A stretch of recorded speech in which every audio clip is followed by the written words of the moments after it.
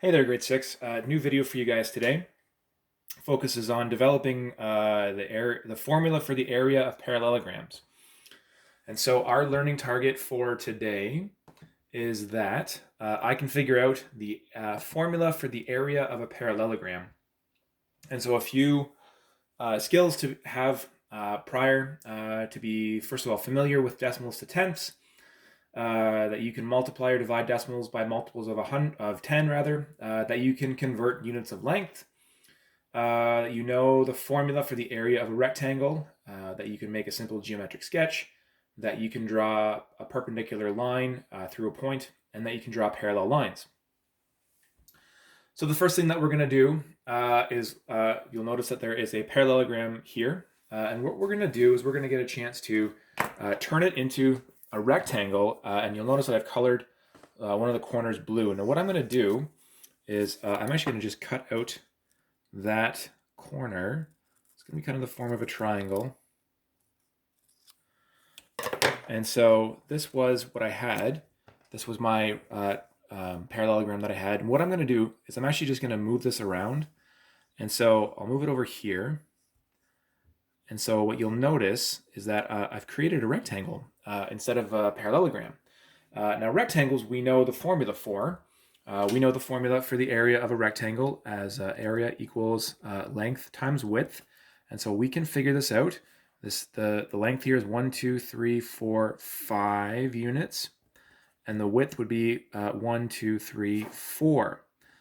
So I would say then that the area of this rectangle is 20 units squared. Now the thing to really be aware of here is that the area of this parallelogram, my original parallelogram, is also 20 units squared. It's the same because I haven't, when I do the area of a rectangle, I'm not getting rid of any of the parts of the rectangle. And so the area stays the same. I'm not getting rid of any parts of the parallelogram. I'm just rearranging it to a shape that we're familiar with.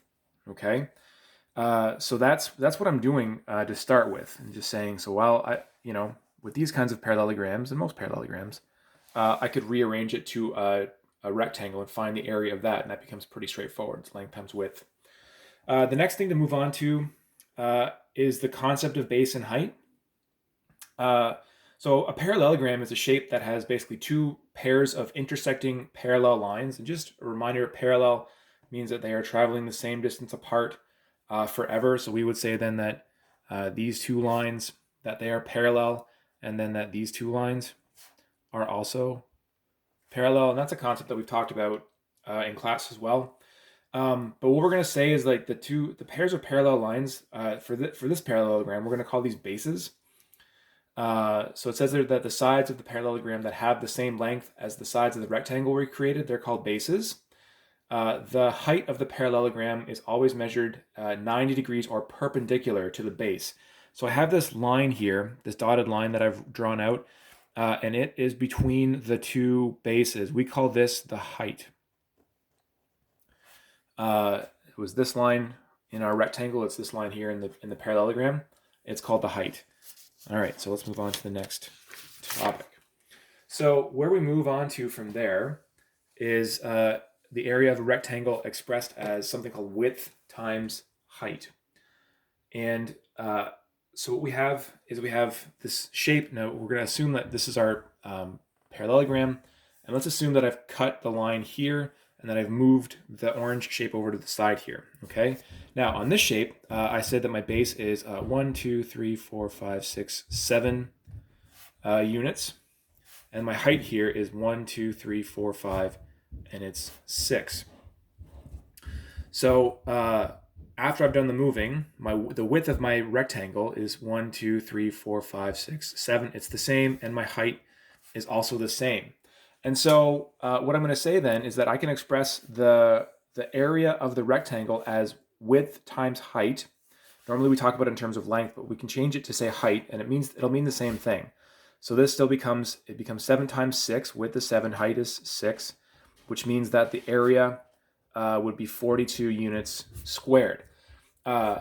Same thing over here. The area would be the same. So what we're going to get a chance to do now is move on and develop the formula for the area of a parallelogram. Now what we're noticing here is that the height of the rectangle that we have here as 6 is the same as the height of the parallelogram. I'll just use the short form, parallelogram. The width of the rectangle is the same as the base, okay, of the parallelogram. So then if we're going to start developing a formula, we know that here we did width times height. We know that we did 7 times 6. I said that the area would be the same here. It would still be 7 times 6. So what we're doing for the area of a parallelogram is we're multiplying the base times the height.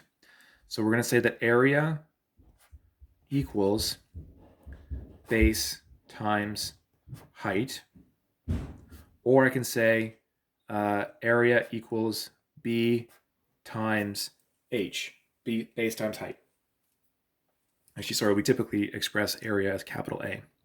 My bad. Okay, so that's the formula that we're working with.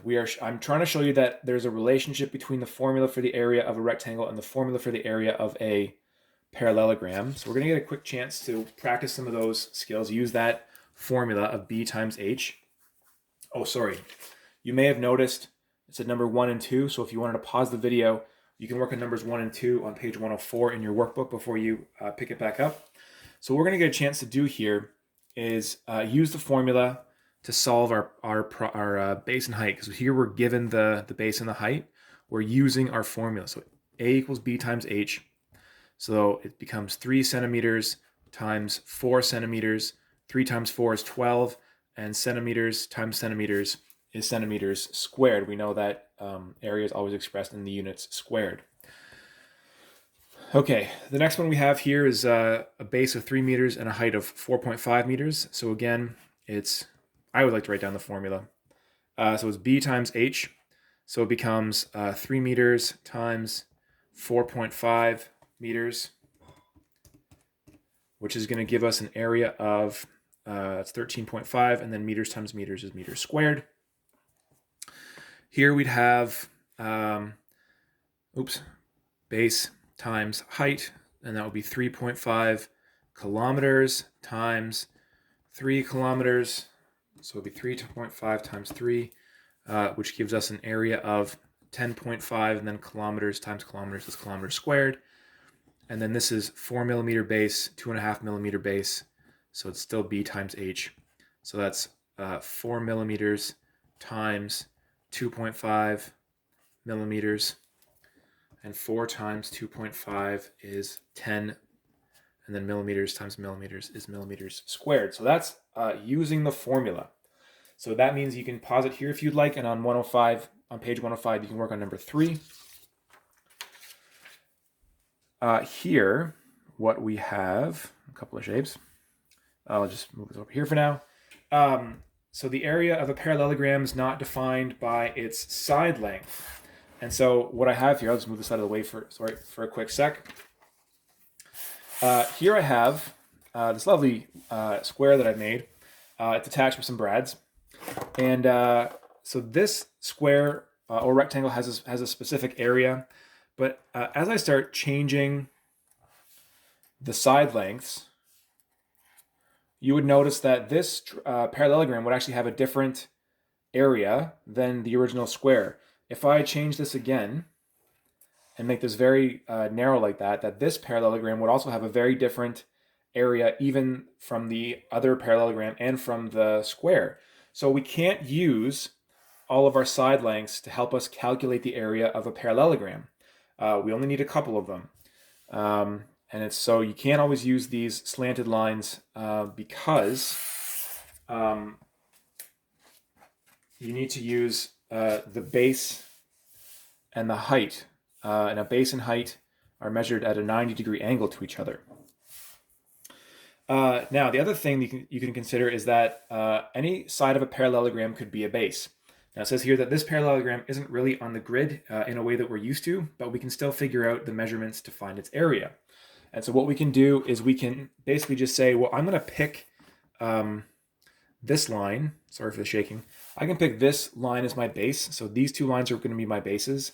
I know that the height has to be at a 90-degree angle. And so I'm going to bust out my trusty set square. And so what I'm going to do is I'm just going to line it up.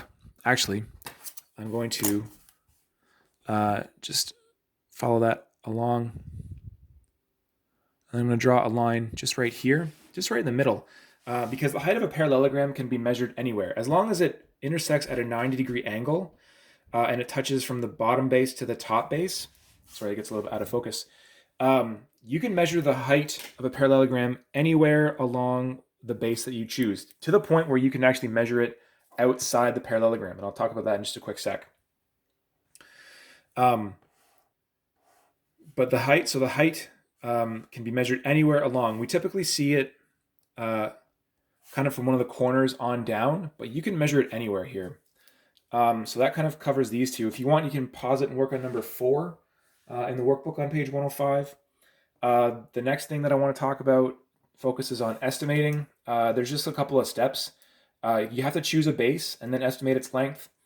Then you have to look at sort of the distance between the two bases that are the parallel lines. Estimate the height. So with those two estimate lengths, you would multiply those together, base times height, to get an estimated area for the parallelogram. And then you can check and see if you were correct by doing the actual measurements. And so you can pause it for a sec and do number 5. The last thing that I would like to show just real quick, it's a short one, is parallelograms with height falling outside the parallelogram. So if you choose this as your base, which is fine, remember that the height of a parallelogram is the distance between the two bases. Now it's going to be hard to sort of like measure the height of the shape inside the shape. And so what we typically do is you'll typically see this kind of situation where there will be like this dotted line outside the shape, kind of going from one of the top corners on down. And then often you'll see another dotted line, extending from here. Now, this is what it ends up looking like. This height is also 4 units because you're trying to measure the distance between this parallel line and the other parallel line, right? The two bases. The height is outside here, which is fine. You would still use the formula. You would still use area equals base times height. We still have our base here is 4, and the height that we measured, the distance between the two parallel lines, is still 4. So the area of this gigantic parallelogram is actually 16 units squared. So that's just, if you ever see a problem like that, that's kind of how they set it up. That's all I have for area of a parallelogram. And so thanks for watching, and I hope you guys have a great day.